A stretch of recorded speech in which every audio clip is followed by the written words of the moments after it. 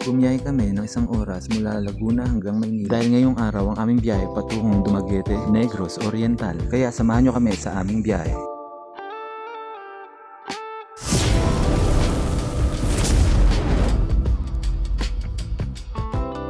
Dumating kami sa port ng Maynila bandang alas 4 ng hapon. Pero ang alis talaga ng barko ay 9 pa ng gabi. Dito pa kami sa port, di pa naalis. Siguro mga, nag-check-in lang kami tapos mga 9 pa ng gabi ang alis. Kakain muna kami, gutom kami. Nagbaong kami, adobo. Kasi ang presyo dito ang mahal. I-check natin yung mga price para makita natin. Kasi wala rin akong idea eh. Check natin yung mga price. Meron namang free meal ang barko, breakfast, lunch at dinner. Kaya lang, makukuha namin yun kinabukasan dahil hapon na nga kami nakapag-check-in at alas 9 pa ng gabi ang alis. Kaya talagang mas minabuti namin na magdala ng pagkain. At sa loob ng barko, kumpleto naman, merong pharmacy, grocery at coffee shop. At kung sa pagkain naman, wala kayong aalalahanin dahil masarap din ang putahe. At marami rin kayong pagpipilian. Kaya nga lang, tulad sa nabanggit ko, medyo pricey ang mga pagkain dito. Popost ko na lang yung video para may idea kayo kung magkano yung mga pagkain dito. Ayan, nakita nyo na kung gaano kamahal yung mga pagkain dito. Kaya kung talagang magbabarko kayo, dapat prepare kayo, lalo na meron kayong mga baon. Kasi ang mamahal talaga ng bilihin dito. Tulad na lang ng cup noodles na yan, naglalaro sa 80 to 120 ang presyo. Buti na lang libre ang hot and cold water.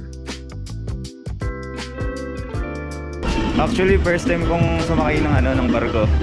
First time ko, kaya kumbaga i-check natin yung bawat paligid. Pero si Akiya, yan. Nakailang beses na yan barko. Tayo first time. Mamaya maglilibo tayo. Kain muna kami. At dumating na nga ang alas 9 ng gabi. Unti-unti nang umaandar ang aming sinasakyang barko. At unti-unti na rin kaming lumalayo sa port ng Maynila.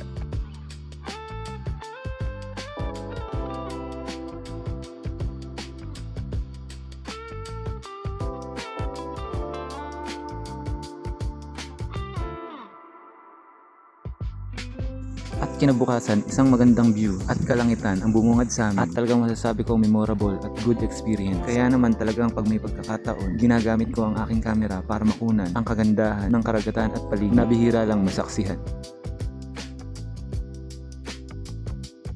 At pagsapit naman ng gabi, unti-unti nang nagkakabuhay sa loob ng barko dahil merong mga performer, singer na pwede rin kayong kumain at mag-inuman. Ang tanggal bagot na rin habang nabiyahe ang sinasakyan nating barko.